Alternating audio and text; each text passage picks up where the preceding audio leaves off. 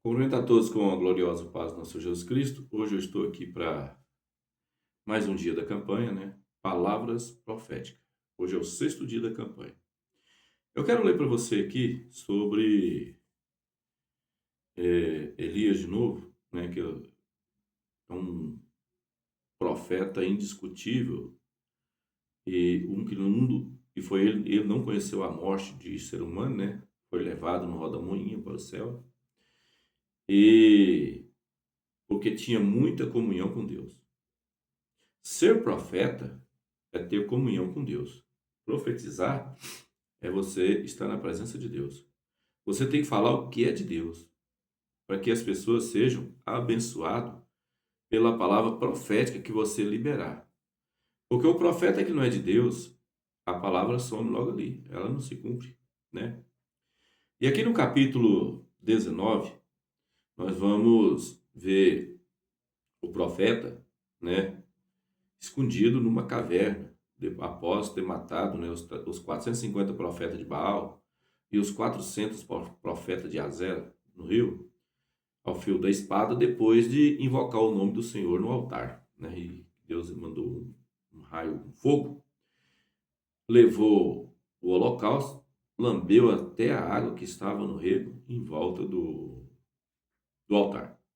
Mas para isso você tem que restituir o altar. Para você ter a presença de Deus, não digo como Elias nesses dias de hoje, que eu acredito que não é fácil, mas eu acredito que você pode ser santo, ser santa, na presença de Deus, um santo homem e uma santa mulher. Eu acredito que depende de cada um. O que as pessoas falam não define o seu caráter, mas o que você faz, pratica, isso define. As pessoas podem falar o que quiser, elas fazem julgamentos, pré-julgamentos, preconceito, tudo pré, tudo primeiro. Antes de conhecer, faz tudo isso num pacote só. Eles nunca te dão crédito, nunca vê em você um homem e uma mulher de Deus. Mas isso é para cumprir também a palavra de Deus. Que a palavra de Deus fala que nós vamos ser abençoados por Deus, mas com perseguições. Deus não fala que nós vamos ter uma vida, né, de majestade, uma vida de rei, de príncipe, sem preocupação. Mas sim que nós seremos perseguidos pelo maligno, pelo mal. E muitas das vezes o demônio não desce aqui para nos perseguir, não. Quem nos persegue é os pseudos cristãos, pseudos homem de Deus, pseudos mulher de Deus. Então, temos que ter muito cuidado com a vida, que a vida tem tentado me derrubar de todos os lados.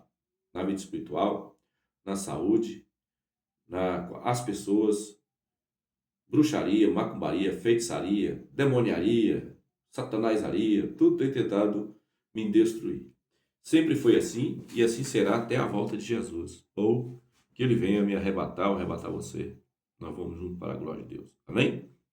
Mas aqui eu quero salientar para você a leitura, né, de 1 Reis 19, que diz assim: E ali entrou numa caverna e passou ali a noite. E eis que a palavra do Senhor veio a ele e disse: O que fazes aqui, Elias? E ele disse: Tenho sido muito zeloso pelo Senhor, Deus dos exércitos, porque os filhos de Israel deixaram a tua aliança, derrubaram os teus altares, mataram os teus profetas à espada, e só eu fiquei, e busco a minha vida para tirarem.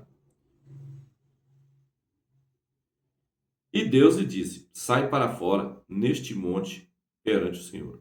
E eis que passava o Senhor com também um grande e forte vento, que fendia os montes e quebrava as penhas diante do Senhor. Porém, o Senhor não estava no vento. Depois do vento, depois do vento, um terremoto. Também o Senhor não estava no terremoto. Depois do terremoto, um fogo. Porém, o Senhor também não estava no fogo. E depois do fogo, uma voz mansa e delicada. Sucedeu o quê? Ouvindo a Elias, envolveu seu rosto na sua capa, saiu para fora e pôs-se à entrada da caverna.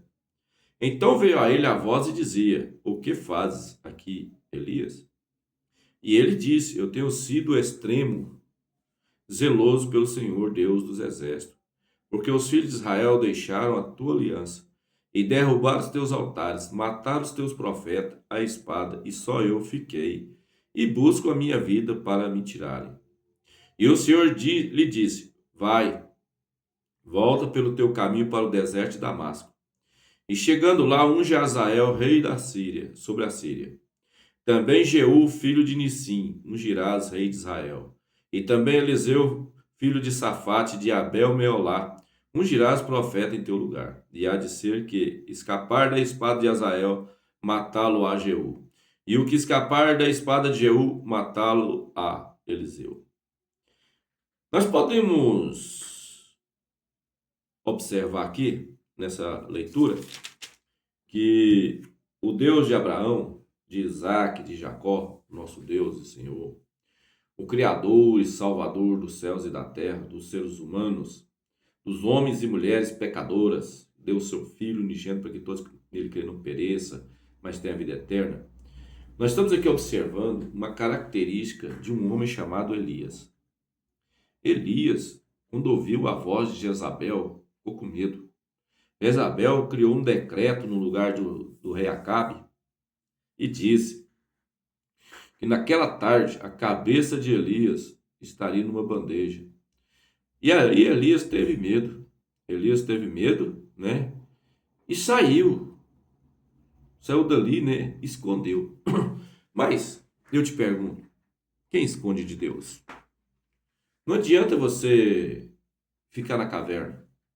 Não adianta você ficar no seu quarto entrunfado para não fazer a obra. Não adianta você ficar escondido. Isso não vem da parte de Deus. O que resolve sua vida é você erguer tua cabeça, cingir teus lombos com a palavra de Deus, que é a justiça divina, e vestir a couraça da justiça, o escudo da fé, a espada do Espírito, calçar a sandália da pregação do Evangelho e partir para a guerra. É tempo de guerrear. É tempo de sair da caverna. Não é tempo de esconder. É tempo de se libertar. Hoje, eu profetizo na tua vida a libertação. Em nome de Jesus, eu declaro na sua vida força, saúde, vitalidade espiritual para você trabalhar para o Senhor. Você é convidado a participar aqui desse canal do YouTube, juntamente aqui com o pastor Luiz Alberto Calasso, para guerrear contra Satanás e seus demônios. Para guerrear contra os adeptos de Satanás. Os filhos das trevas escondidos debaixo de uma capa de crente. É tempo de lutar. É tempo de ver mais uma vez a diferença de quem serve e quem não serve o Senhor. A palavra de Deus diz bem claro: naquele dia verão a diferença de quem me serve e não me serve. E nós estamos chegando a esses dias. Porque quem serve o Senhor prega a verdade, anda na verdade, fala a verdade. E mostra a Bíblia como ela é. Quem não serve a Deus, passa a mão no seu ego, se limita a deixar você no meio do pecado e não te avisa, não tem compromisso com a sua alma nem com a sua salvação. Quem não é de Deus são trevas malignas, implantada, que é o joio que a Bíblia diz, sobre o joio e o trigo no mesmo lugar, ou seja, na mesma congregação, na congregação do justo. Mas só o Senhor pode separar o joio do trigo. E aí você vai entender que Deus está no controle e que Deus vai te livrar. Você vai entender que Deus é o Senhor.